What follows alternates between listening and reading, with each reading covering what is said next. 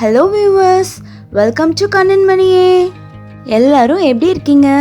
Corona ஜாஸ்தியாக spread ஆகிட்டு இருக்கிறதுனால லாக்டவுன் டைமில் யாரும் வெளியில் போகாமல் வீட்டிலே சேஃபாக இருங்க. சோஷியல் டிஸ்டன்சிங் மெயின்டைன் பண்ணுங்க. சாப்பாடில் ஸ்பைசஸ் நிறைய ஆட் பண்ணிக்கோங்க. சில் ஃபுட்ஸ் அவாய்ட் பண்ணிடுங்க. இப்போ நம்ம வீடியோக்குள்ளே போகலாமா? வியூவர்ஸ், போன டைம் எங்கள் வீட்டு சுட்டிஸ் எல்லாரும் ஃபன்லேண்டில் எவ்வளோ என்ஜாய் பண்ணாங்கன்னு பார்த்து ரசிச்சிருப்பீங்க.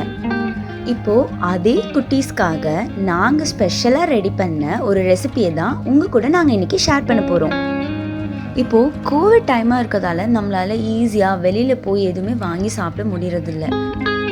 இன்க்ரீடியன்ட்ஸ் கூட நம்ம வெளியில் போய் வாங்கணுன்றதுலாம் இல்லை. நம்ம வீட்டில் இருக்க ஈஸியான இன்க்ரீடியன்ட்ஸ் வச்சு எப்படி ஐஸ்கிரீம் கேக் பண்ணலாம்னு நான் உங்களுக்கு சொல்லித்தரேன்.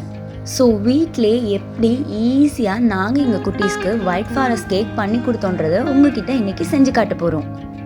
இப்போது இதுக்கு நீடட் இன்க்ரீடியன்ட்ஸ் பார்க்கலாம் வாங்க. இன்றைக்கி நான் கேக் செய்கிறதுக்காக 1 கப் மைதா எடுத்திருக்கேன், 1 கப் ஆயில், கொஞ்சம் செர்ரிஸ் எடுத்திருக்கேன் அது சீசனிங்காக, அப்புறம் 1 கப் மில்க், தென் பவுடர் சுகர் எடுத்திருக்கேன். சுகர் பவுடர் பண்ணி எடுத்துக்கோங்க, அப்போ தான் பேட்டர் கூட நல்லா பிளெண்ட் ஆகும். அப்புறம் கொஞ்சம் பட்டர் எடுத்துக்கோங்க, தென் கேர்டும் எடுத்திருக்கேன், அது கூடவே நட்ஸ், அப்புறம் vanilla essence, baking powder, baking soda, tutti frutti, கொஞ்சம் lemon juice. Lemon juice and curd எதுக்குன்னா இன்றைக்கி நம்ம பண்ண போகிறது எக்லெஸ் கேக். ஸோ அதுக்காக தான் நம்ம லெமன் அண்ட் கேர்ட் சேர்க்குறோம். ஓகேவா? இப்போது கேக் பண்ண ஸ்டார்ட் பண்ணலாமா? இப்போ நான் கேக் பேட்டர் ரெடி பண்ணுறதுக்காக ஒரு பெரிய பேசின் எடுத்திருக்கேன். அந்த பேசனில் கொஞ்சம் பட்டர் போட்டுட்டேன். பட்டர் போட்டுட்டு அதில் நம்ம பவுடர் பண்ணி வச்சுருக்க பவுடர் சுகரை ஆட் பண்ணுறேன். 2 cup powder sugar. Okay, powder sugar add பண்ணியாச்சு. ஆட் பண்ணதும் ஹேண்ட் பிளெண்டர் யூஸ் பண்ணி இந்த மாதிரி பிளெண்ட் பண்ணுங்கள். ஃபஸ்ட்டு கொஞ்சம் கஷ்டமாக தான் இருக்கும், பட் நீங்கள் பிளெண்ட் பண்ண கொஞ்சம் நல்லாவே பிளெண்ட் ஆகிடும். இதே போல் நல்லா பிளெண்ட் பண்ணுங்கள். கொஞ்சம் நல்லா பிளெண்ட் ஆகிடுச்சு. இப்போ நம்ம இதில் எடுத்து வச்சுருக்க 1 கப் கேர்டு ஆட் பண்ணிக்கலாம். கேர்டு ஆட் பண்ணதும் ஹேண்ட் பிளெண்டர் வச்சு நல்லா பிளெண்ட் பண்ணிடுங்க. இதே போல் நான் எப்படி பிளெண்ட் பண்ணுறேன்னு பாருங்கள். இதே போல் நல்லா ஃபாஸ்ட்டாக நல்லா ஸ்மூத்தாக பிளெண்ட் பண்ணிடுங்க.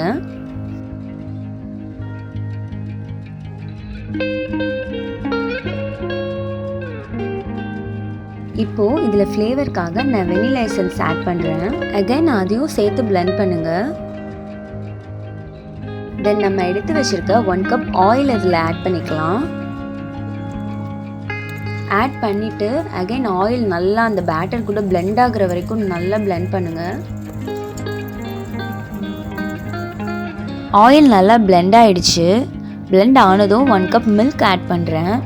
அதையும் நல்லா பிளெண்ட் பண்ணிக்கோங்க. நல்லா பேட்டர் கூட மிக்ஸ் ஆகிடணும்.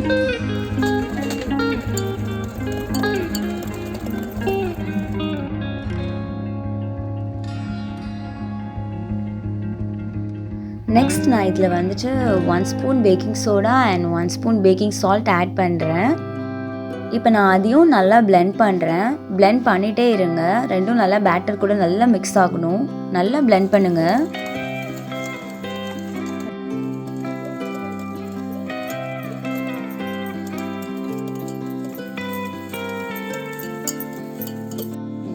ஓகே, இப்போ நம்மளோட ஃபைனல் இன்க்ரீடியண்ட் அட்லாஸ்ட் நான் என்ன ஆட் பண்ணுறேன் அப்படின்னா மைதா எப்போதுமே லாஸ்ட்டாக தான் ஆட் பண்ணணும். எல்லாமே பிளெண்ட் ஆனதுக்கப்புறம் ஃபைனலாக அதை ஆட் பண்ணணும்.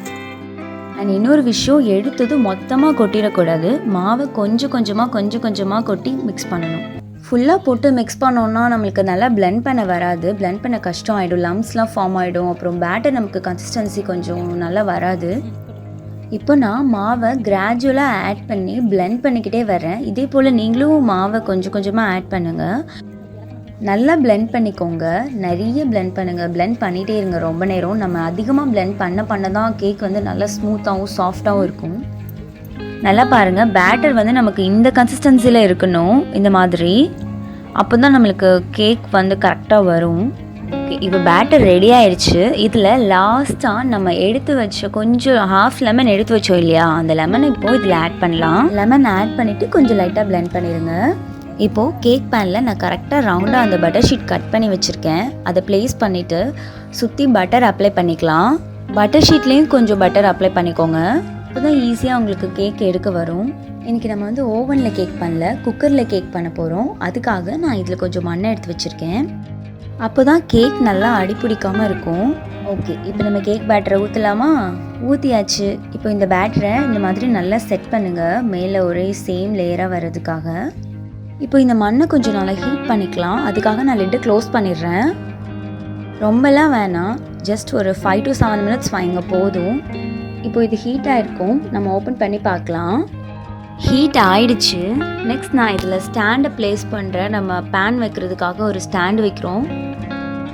இப்போது இதில் பேனை வைங்க, கரெக்டாக சைடெல்லாம் வச்சிடாமல் சென்டராக பார்த்து வைங்க. பேன் ப்ளேஸ் பண்ணியாச்சு. லிட் வச்சு இதை க்ளோஸ் பண்ணிவிடுங்க. ப்ரெஷர் மேலே போட்டுக்கோங்க, பட் உள்ளே பெல்ட் போட வேணாம். பெல்ட் போடலனாலே நமக்கு விசில் வராது. இது ஒரு 45 minutes அப்படியே விட்டுருங்க, எதுவும் பண்ண வேணாம். 45 minutes ஆயிடுச்சு. இப்போ இதை எடுத்து பார்க்கலாம். கேக் வெந்துருச்சா வேகலைன்னு பார்க்குறதுக்காக நம்ம ஒரு டூத்பிக் யூஸ் பண்ணி இதை குத்தி பார்க்கலாம். டூத்பிக்கில் கேக் வந்ததுன்னா கேக் வேகலைன்னு அர்த்தம், கேக் வரலன்னா கேக் வெந்துருச்சுன்னு அர்த்தம். இப்போ நம்மளோட கேக் நல்லாவே வெந்துடுச்சு. இப்போது பேன்லேருந்து கேக்கை எடுத்துடலாம். அதுக்கு ஒரு பிளேட் எடுத்துக்கோங்க. அந்த பிளேட்டில் பேனை இப்படி உல்ட்டாவாக வச்சு அப்படியே எடுங்க. அதுலேருந்து இப்போது பட்டர் ஷீட்டையும் ரிமூவ் பண்ணுங்கள். பாருங்கள் கேக் எவ்வளோ நல்லா சாஃப்டாக ஸ்மூத்தாக இருக்குன்னு. கேக் கருகவும் இல்லை. ஓகே, இப்போ கேக் ரெடி ஆகிடுச்சு. நெக்ஸ்ட் நம்ம என்ன ரெடி பண்ணோம்? விப்டு க்ரீம் ரெடி பண்ணோம். விப்டு க்ரீம் ரெடி பண்ணுறதுக்காக நான் ஆல்ரெடி ரெடிமேடாக ஒரு மிக்ஸ் வாங்கி வச்சுருக்கேன். இந்த ரெடிமேட் மிக்ஸ் கூட 1 கப் ஐஸ் வாட்டர் ஆட் பண்ணும், வார்ம் வாட்டர் இல்லை.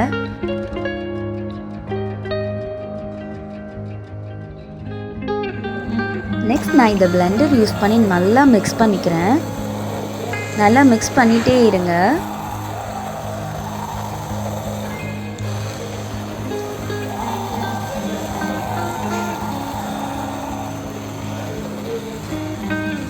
நம்ம பிளெண்ட் பண்ண இந்த மாதிரி ஒரு கன்சிஸ்டன்சியில் வந்துடும். பாருங்கள், இது கொட்டவே இல்லை. இந்த மாதிரி கன்சிஸ்டன்சியில் தான் இருக்கணும். அப்போ தான் வைப்டு க்ரீம் நம்ம ஐசிங் பண்ணுறப்போ நல்லா ஈஸியாக இருக்கும். இது நல்லா ஸ்மூத்தாகவும் இருக்குது, சில்லாகவும் இருக்குது. இப்போ நமக்கு விப்டு க்ரீம் ரெடி ஆயிடுச்சு. நெக்ஸ்ட் நம்ம கேக்கோட ரொம்ப இம்பார்ட்டண்ட்டான ஸ்டெப் ஐசிங். அதை இப்போ ஸ்டார்ட் பண்ணலாம். ஐசிங்காக கேக்கை கொஞ்சம் லெவலப் பண்ணுறோம். லெவலப் பண்ணிவிட்டு அது மேலே கொஞ்சம் சுகர் சிரப் வந்து அப்ளை பண்ணிக்கலாம். சுகர் சிரப் இப்போ ஆட் பண்ணியாச்சு. இது நம்ம ஏன் ஆட் பண்ணுறோன்னா, அப்போ தான் விப்டு க்ரீம் வந்துட்டு கேக் கூட நல்லா பிளெண்ட் ஆகும். அதுக்காக தான் இதை ஆட் பண்ணுறோம்.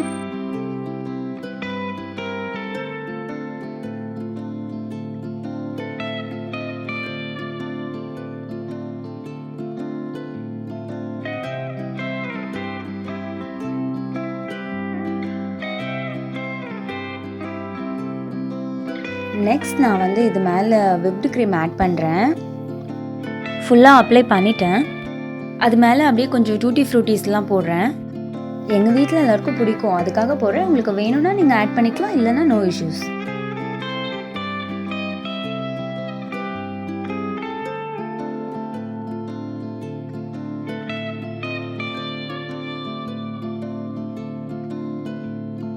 இன்றைக்கி நான் டபுள் லேயர் கேக் பண்ண போகிறேன். அதுக்காக 2 கேக் பண்ணி எடுத்து வச்சுருக்கேன்.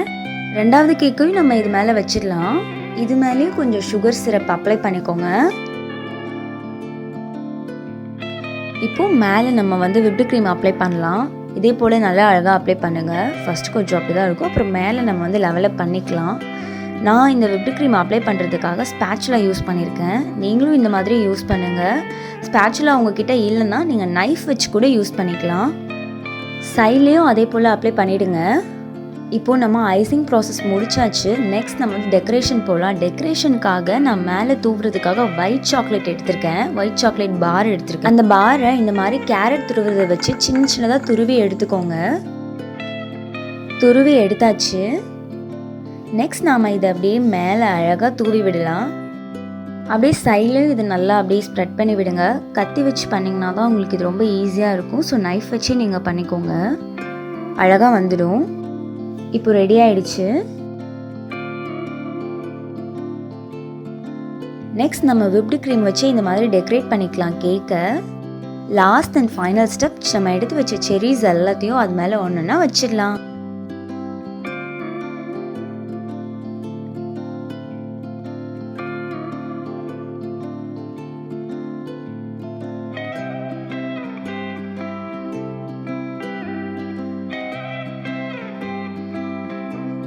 ஃபைனலி இப்போ நமக்கு ஒயிட் ஃபாரஸ்ட் கேக் ரெடி ஆயிடுச்சு. பார்க்கவே ரொம்ப எம்மியாக அழகாக இருக்குது. நாங்கள் எல்லோரும் இது ஜாலியாக சாப்பிட போகிறோம். And one more happy news என்னன்னா, நம்ம கனின்மணி சேனல் உங்கள் எல்லாரோட சப்போர்ட்டோடையும் 1K சப்ஸ்கிரைபர்ஸ் ரீச் பண்ணி. வியூவர்ஸ், நீங்களும் இதை உங்கள் வீட்டில் ட்ரை பண்ணி பார்த்துட்டு எப்படி வந்ததுன்னு எங்களுக்கு கண்டிப்பாக கமெண்ட் செக்ஷனில் லீவ் பண்ணுங்கள்.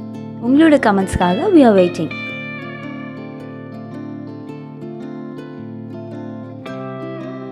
உங்களுக்கு இந்த வீடியோ ரொம்பவே பிடிச்சிருக்கும். ஸோ கண்டிப்பாக எல்லோரும் லைக் பண்ணுங்கள். இந்த ரெசிபியை உங்கள் ஃப்ரெண்ட்ஸ் எல்லார் கூடவும் ஷேர் பண்ணுங்கள்.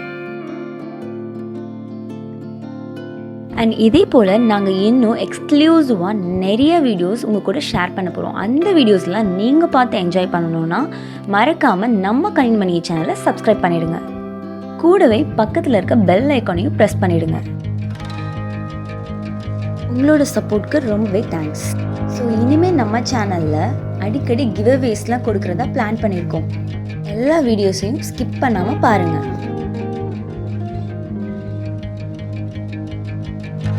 கோவிட் டைமில் எல்லோரும் ரொம்ப சேஃபாக இருங்க, வீட்டில் இருங்க. நெக்ஸ்ட் வேறு ஒரு வீடியோவோட உங்களை நான் மீட் பண்ணுறேன். Until it's bye from கனின்மணி. Keep supporting, keep watching.